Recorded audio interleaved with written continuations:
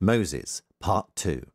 To lead the way, God appeared as a pillar of cloud in the daytime. At night time, God appeared as a pillar of fire. The Pharaoh ordered his army to bring the Israelites back. They were trapped by the sea, so Moses said, "Don't be afraid. Watch God save us." Then the Lord told Moses, "Stretch your rod over the sea, and you will go through on dry land." As the Egyptians followed, they were engulfed by the water. The children of Israel rejoiced and worshipped the Lord.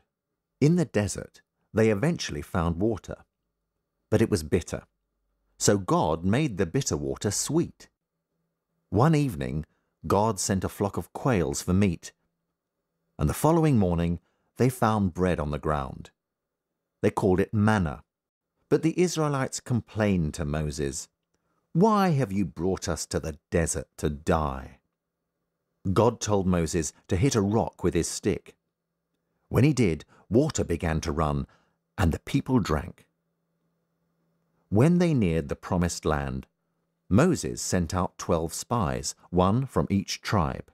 But when the spies returned, they said the people were giants, and only Caleb and Joshua wanted to enter.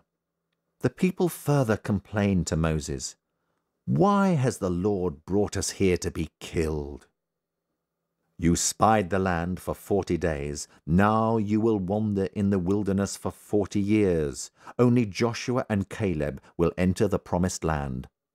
Thus says the Lord." In battle, Moses would pray with raised hands. As Moses tired, they would support him as Joshua fought the battle. When they reached the wilderness of Sinai, they camped at the foot of the mountain. Moses climbed Mount Sinai, and the Lord told him, "If you will obey me and keep my law, you will be a special race of people to me." Then the Lord came down in fire, and the whole mountain shook. Next came the sound of a trumpet, and God asked Moses to climb the mountain. Then God gave Moses the 10 Commandments.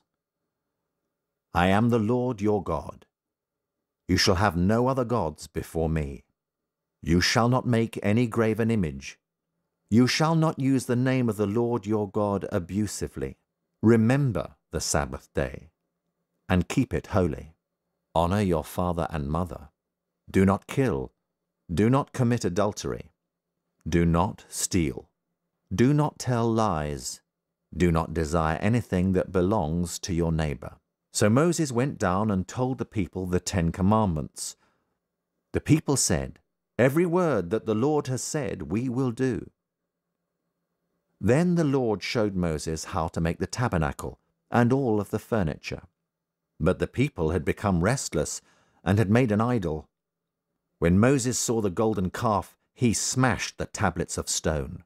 Moses ground the idol to powder, mixed it with water, and made the people drink it. God told Moses to cut 2 more tablets. Then Moses wrote the 10 Commandments. Moses didn't know, but his face shone with the glory of God. Eventually, Moses completed the tabernacle. Moses would go into the tabernacle and meet with the Lord. But all the children of Israel did was complain bitterly. So the Lord sent serpents that bit the people, and many of them died. They were terrified and said to Moses, "We have sinned. We have spoken against the Lord and against you." The Lord commanded Moses, "Make a serpent out of metal, put it on a pole, and it shall come to pass that everyone who is bitten shall look at it and live." The children of Israel had wandered in the desert for 40 years. All had died except Moses, Joshua, Caleb, and the children that had grown up.